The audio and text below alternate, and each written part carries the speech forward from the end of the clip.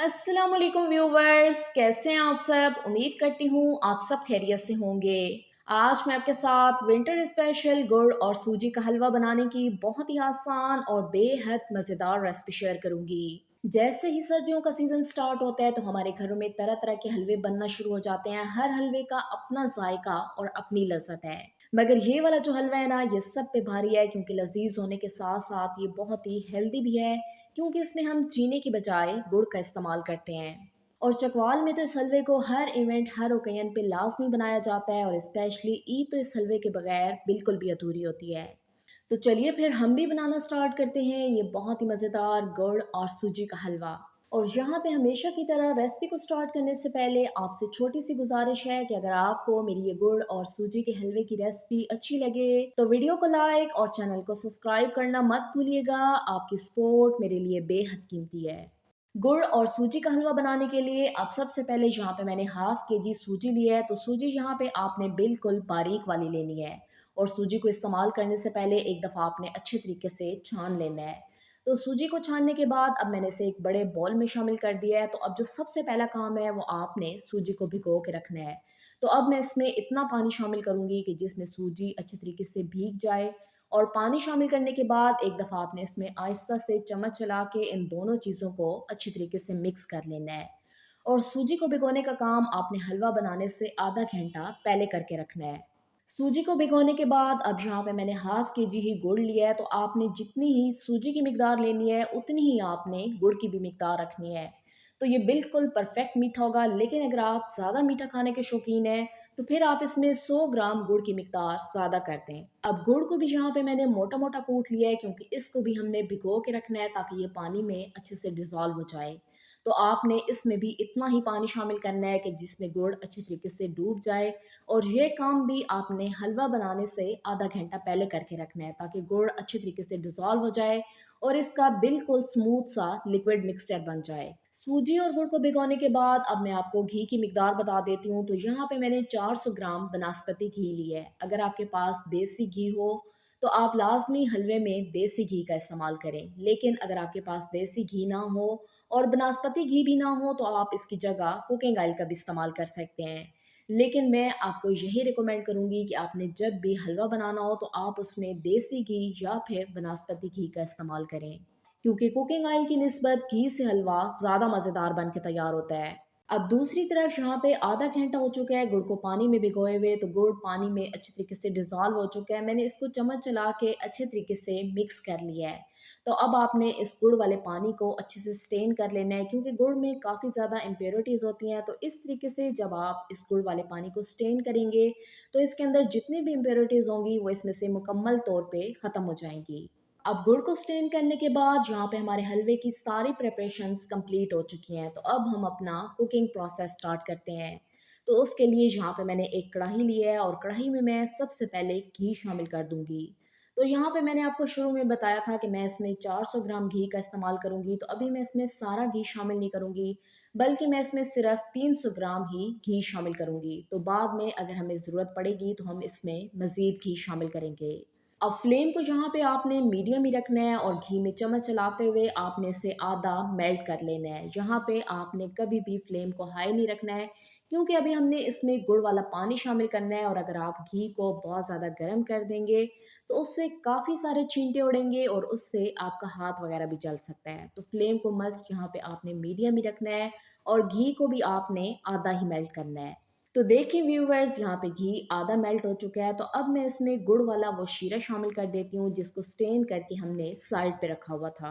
अब गुड़ वाला पानी शामिल करने के बाद आपने इसे 20 से 25 मिनट के लिए मीडियम टू हाई फ्लेम पे पकाना है, ताकि ये इसका पानी मुकम्मल तौर पे खुश्क हो जाए और बहुत ही अच्छी सी हमारी चाशनी बन के तैयार हो जाए। और यहाँ पे आपने इस बात का ध्यान रखना है कि आपने इसमें चम्मच थोड़े थोड़े वक्फे से चलाते रहना है।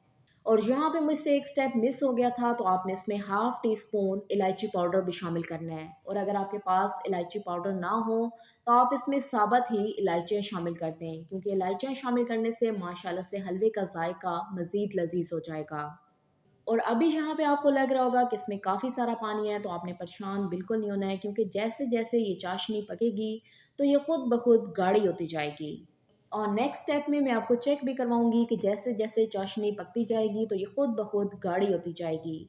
बस आपने इस बात का ध्यान रखना है कि आपने इसमें चम्मच मुसलसल चलाते रहना है, क्योंकि अगर आप इसमें चम्मच नहीं चलाएँगे तो चाशनी नीचे से लग जाएगी और सारी जल जाएगी। 20 से 25 minute medium to high flame पे पकने के बाद आप देखिए व्यूअर्स कि यहाँ पे चाशनी काफ़ी हद तक गाढ़ी हो चुकी है और इसमें बहुत सारे बबल्स भी बनना शुरू हो गए हैं।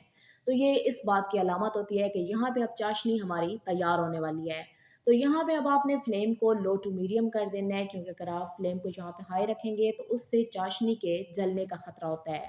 तो बस अब आपने इसमें मुसलसल चम्मच चलाते हुए मज़ीद इसे 6 से 7 मिनट के लिए पकाना है और यहाँ पे आपने एक तार वाली चाशनी तैयार करनी है। जैसे कि हम ज़र्दे में चीनी की चाशनी तैयार करते हैं ना, उसी तरीके से आपने इसकी एक तार वाली चाशनी तैयार करनी है। और अगर आपको वैसे पता ना चल रहा हो तो आपने इसकी चाशनी को कैसे चेक करना है, ये मैं आपको नेक्स्ट स्टेप में बताऊँगी।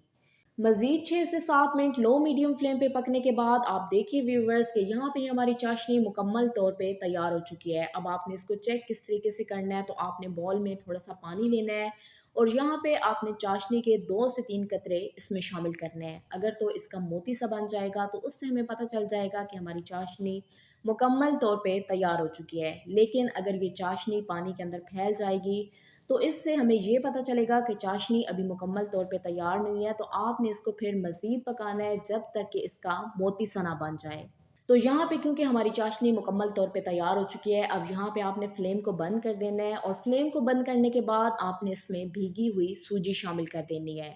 तो सूजी के ऊपर अगर कोई एक्स्ट्रा पानी होगा तो वो आपने निकाल के साइड पे कर देना है और सिर्फ सूजी ही आपने इस चाशनी में शामिल करनी है। और यहाँ पे आपने फ्लेम को बंद इसलिए करना है क्योंकि अगर आप फ्लेम को बंद नहीं करेंगे और इसमें फ़ौरन से चम्मच नहीं चलाएँगे तो सूजी की सारी गुठलियाँ बन जाएँगी।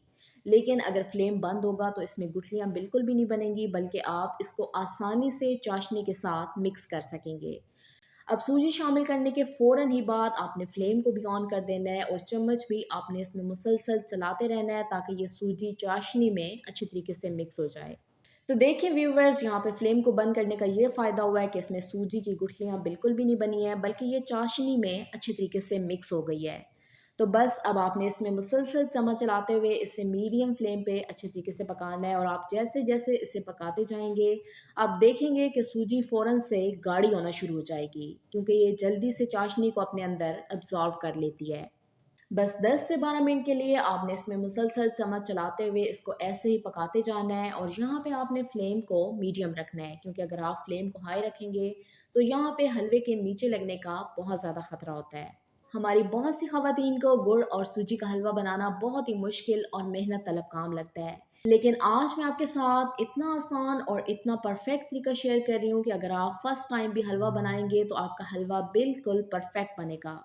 तो देखिए व्यूवर्स, यहाँ पे जैसे-जैसे ये पकता जा रहा है, ये काफ़ी हद तक गाढ़ा होता जा रहा है और ये अपनी फ़ॉर्म में आता जा रहा है। तो बस आपने ऐसे ही मुसलसल चम्मच चलाते हुए इसको 15 से 20 मिनट के लिए अच्छी तरीके से पकाना है। चम्मच चलाना आपने इसमें बिल्कुल नहीं छोड़ना है, वरना उससे हलवा नीचे लग जाएगा। और यहाँ पे मुझे 8 से 10 मिनट हो चुके हैं हलवे को पकाते हुए, तो मुझे इसमें घी थोड़ा-सा कम लग रहा है। तो अब जो हमने बाकी का घी बचा के रखा हुआ था, वो मैं इसमें शामिल कर देती हूँ। तो बस अब घी शामिल करने के बाद आपने इसे ऐसे ही 8 से 10 मिनट के लिए मज़ीद पकाना है, ताकि यहाँ पे हलवा जो है वो थोड़ा-सा दानेदार हो जाए और ये कढ़ाई के पेंदे को मुकम्मल तौर पे छोड़ दे। 15 से 20 मिनट पकने के बाद आप देखिए व्यूवर्स कि यहाँ पे ये हमारा हलवा काफ़ी हद तक दानेदार हो चुका है और इसने कढ़ाई के पेंदे को भी मुकम्मल तौर पे छोड़ दिया है। तो यहाँ पे ये हमारा हलवा 90% कुक हो चुका है। अब बस हमने इसको सिर्फ दम पे रखना है। तो इसको दम पे रखने से पहले मैं इसमें कुछ ड्राई फ्रूट्स ऐड करूँगी, तो आप इसमें कोई से भी ड्राई फ्रूट्स ऐड कर सकते हैं जो भी आपको पसंद हो। लेकिन मैं इसमें सबसे पहले बारीक कटा हुआ नारियल शामिल करूँगी और इसके बाद मैं इसमें हस्बे ज़रूरत किशमिश शामिल कर दूँगी। और इसके बाद इसमें जाएँगे तकरीबन 1 टेबलस्पून के करीब 4 मगज़। तो मैंने इसमें बस यही ड्राई फ्रूट्स ऐड किए हैं क्योंकि मुझे गुड़ और सूजी के हलवे में यही पसंद हैं। आप अपनी पसंद के मुताबिक इनकी मिकदार कम या ज़्यादा कर सकते हैं और जो भी आपको पसंद हो वो आप इसमें ऐड कर सकते हैं। तो बस एक दफ़ा अब आपने सारी चीज़ों को अच्छे तरीके से मिक्स करना है और मिक्स करने के बाद अब आपने कढ़ाई को कवर कर देना है और यहाँ पे आपने 20 से 25 मिनट के लिए हलवे को दम पे रखना है, क्योंकि आप इसको जितना ही दम पे रखेंगे आपका हलवा उतना ही दानेदार बन के तैयार होगा। और दोबारा से मैं आपको बता दूं कि यहाँ पे आपने इस बात का ध्यान रखना है कि चम्मच आपने इसमें लाजमी थोड़े थोड़े वक्फे से चलाते रहना है ताकि हलवा नीचे से लगे ना। 20 मिनट हो चुके हैं हलवे को दम पे रखे हुए और दरमियान में 4 से 5 दफ़ा मैंने इसमें चम्मच भी चला लिया था। तो अब हम लिड को हटा के चेक कर लेते हैं कि हलवे की क्या सिचुएशन है। 20 मिनट मज़ीद दम पे रखने के बाद आप देखें व्यूवर्स कि माशाल्लाह से हमारा गुड़ और सूजी का हलवा कितना ही खिला खिला और दानेदार हो चुका है और माशाल्लाह से ये बहुत ही मज़ेदार बन के तैयार हुआ है। यहाँ पे मैंने इसमें मीठा भी चेक कर लिया है, तो मीठा बिल्कुल परफेक्ट है। अभी मैं इसको डिश आउट करके आपको इसकी फाइनल लुक चेक करवाती हूँ। हलवे को मैंने डिश आउट कर लिया है और ये है हमारे गुड़ और सूजी के हलवे की फाइनल लुक। तो माशाल्लाह से ये बहुत ही मज़ेदार बन के तैयार हुआ है। तो इन सर्दियों में आप गाजर के हलवे, अंडे के हलवे और दालों के हलवे के अलावा इस हलवे को भी ज़रूर ट्राई करें। इंशाल्लाह ये आपको बेहद पसंद आएगा। और शाम की चाय के साथ अगर आप इस हलवे को पेश करेंगे तो यकीनन खाने वाले आपकी तारीफ़ ज़रूर करेंगे और मुझे यकीन है कि वो नेक्स्ट टाइम भी आपसे फरमाइश करेंगे कि आप इनको गुड़ और सूजी का हलवा लाज़मी बना के खिलाएं। रेसिपी को ट्राई करने के बाद आपने फीडबैक में मुझे लाज़मी बताना है कि आपको मेरी ये गुड़ और सूजी के हलवे की रेसिपी कैसी लगी। अगर आपको मेरी ये गुड़ और सूजी के हलवे की रेसिपी अच्छी लगी हो तो वीडियो को लाइक और चैनल को सब्सक्राइब करना मत भूलिएगा। आपकी सपोर्ट मेरे लिए बेहद कीमती है। दुआओं में याद रखिएगा। मिलते हैं एक नई रेसिपी के साथ, तब तक के लिए शुक्रिया।